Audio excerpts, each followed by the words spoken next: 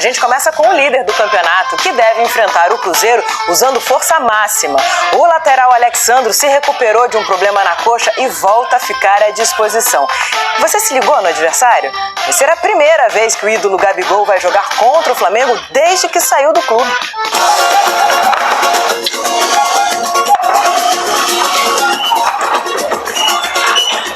Boa tarde, meu patrão. A casa tá aberta. Bem-vindos, por favor, ali. Bem-vindos ao Bar da Saudade. O que é que vocês vão pedir? Torresminho. Eu vou na empadinha de carne seca. Opa, boa. Valeu. Aí, Daniel. Obrigado. Tá aqui. Obrigado. Pastelzinho, meu camarada. Boa. Aqui. Empadinha. Bom apetite. Aproveite. Dedé, liga a TV, por favor. Claro, é pra já.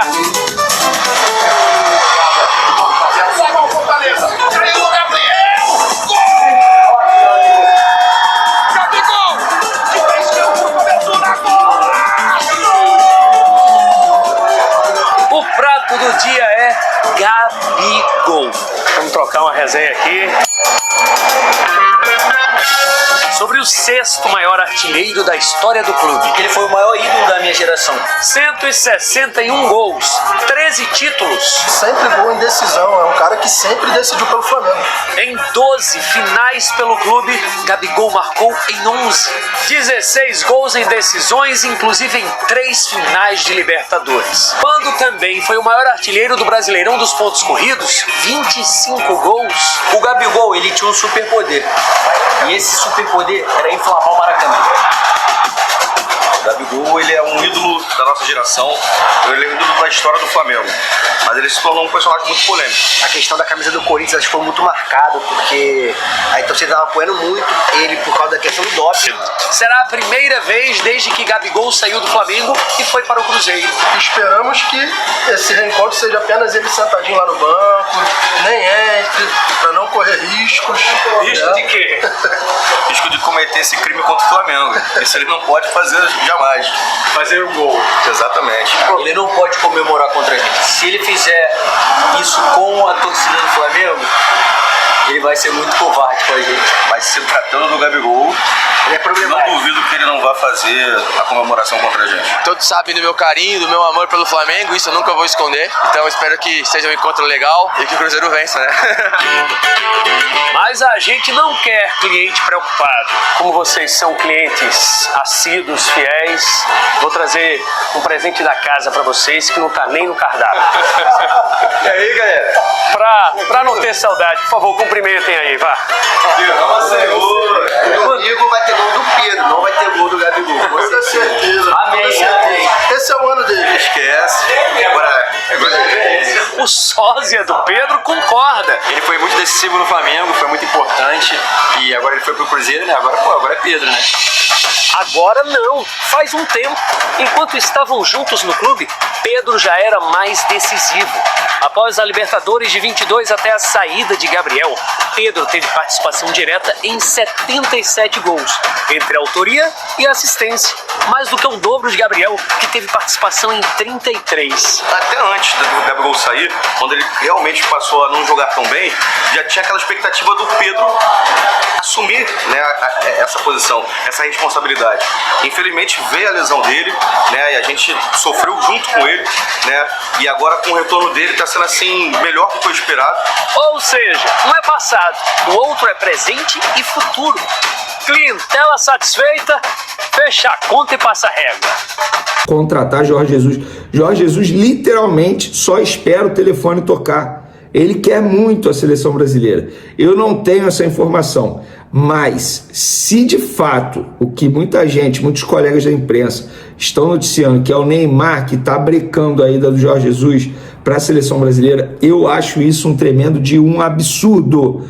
Neymar vive o pior momento da carreira dele, ninguém sabe se ele vai estar na Copa do Mundo, e mesmo que tivesse jogando muita bola, jogador nenhum tem que dar pitaco em escolha de treinador de seleção. De time, já acho um absurdo. De seleção, então, é pior ainda. Então, CBF, acorda, contrata o Jorge Jesus, que para mim o homem vai dar jeito nessa seleção brasileira. Falando agora sobre Jorginho, galera, jogador do Arsenal, segundo o jornalista Sami Mokbel, da BBC, há uma suspeita de que o volante Jorginho tenha sofrido uma perfuração no pulmão. O jogador se lesionou no empate em 1-1 entre Arsenal e Brentford no dia 12 de abril. Caramba, quase um mês já.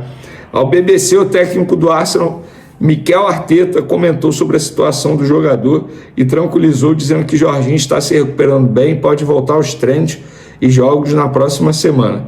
Foi um pouco mais complicado do que o esperado, no caso a lesão, né? Ele está bem, se recuperando bem. Se tudo ocorrer bem, pode voltar na próxima semana ou assim, disse o treinador, falando sobre o retorno dele aos treinamentos. Galera, eu perguntei para uma fonte aqui do Flamengo se o Alexandro volta contra o Cruzeiro. A fonte do Flamengo apenas respondeu aqui agora, deve voltar. Então, atualizando para vocês aí, ao vivo, durante a gravação do vídeo.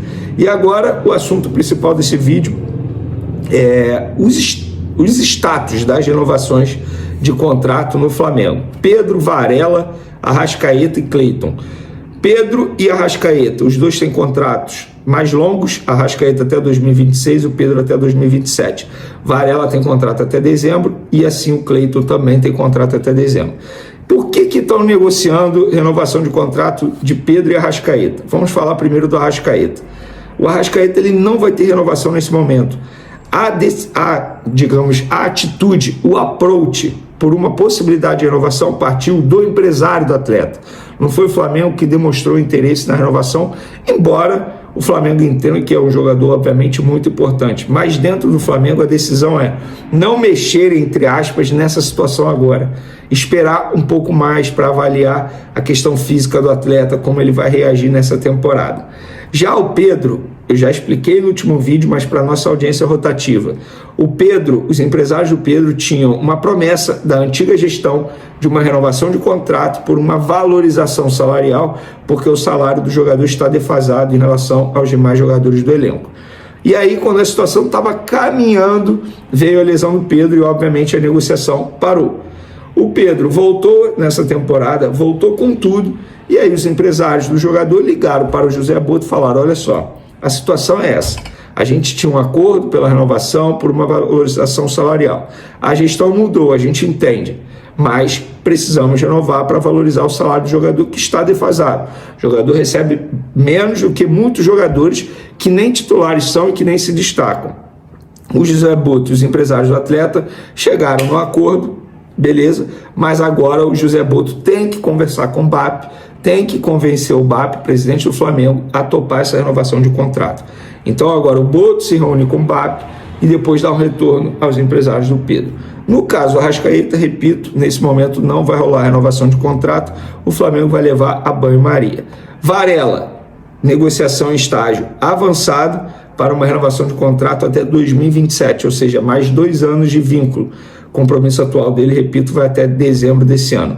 Cleiton, os empresários, que são os mesmos empresários do Pedro, já avisaram que não vão renovar o contrato dele, pelo contrário, e que a qualquer momento podem trazer uma proposta para uma liberação imediata e fazendo parceria em divisão de direitos econômicos desse zagueiro, que se tornou a última opção do atual elenco.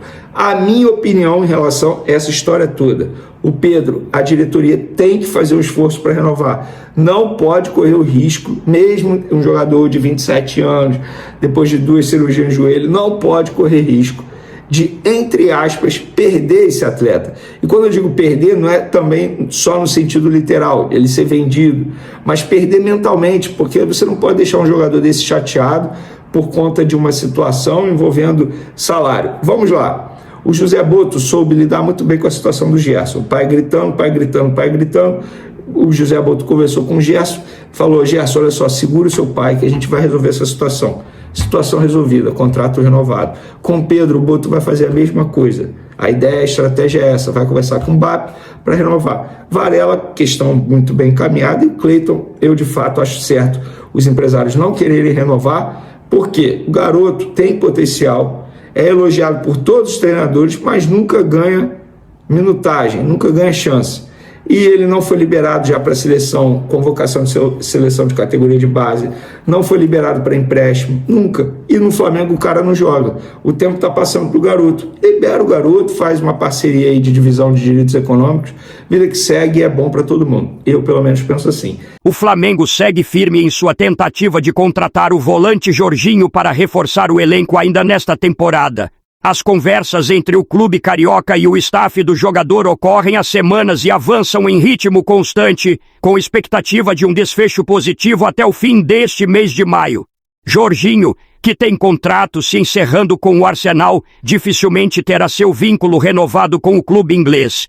Esse cenário favorável tem motivado o rubro-negro a intensificar os contatos e acelerar o processo de negociação com o meio-campista ítalo-brasileiro. A diretoria do Flamengo enxerga em Jorginho uma peça importante para a temporada, especialmente pensando no Mundial de Clubes que será disputado em julho. José Botto, diretor de futebol do Flamengo, comentou sobre o tema em entrevista ao canal Flazoeiro e adotou uma postura cautelosa, mas otimista.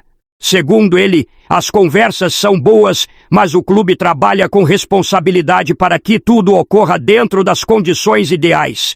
Jorginho, que já demonstrou interesse em atuar no futebol brasileiro, vê com bons olhos a possibilidade de vestir a camisa do Flamengo e disputar títulos de expressão com um dos maiores clubes do país. A experiência internacional do jogador agrada à comissão técnica e à diretoria, que acreditam que ele pode agregar qualidade e liderança ao elenco. Internamente, o Flamengo já trabalha com a possibilidade da chegada de Jorginho e entende que a sua contratação seria estratégica para suprir uma carência no meio de campo. A expectativa é de que o jogador chegue livre no mercado, o que também facilita o negócio do ponto de vista financeiro. Nos bastidores, o nome de Jorginho é tratado com entusiasmo, mas a diretoria evita criar clima de euforia antes da assinatura oficial. O Flamengo segue atento e confiante de que o desfecho da negociação possa acontecer nas próximas semanas, com o reforço de peso chegando no momento certo para embalar a equipe em um dos desafios mais importantes do ano. Deixe sua opinião no comentário, não esqueça de curtir o vídeo e inscreva-se no canal para não perder nada do Flamengo. Até a próxima e saudações rubro-negras!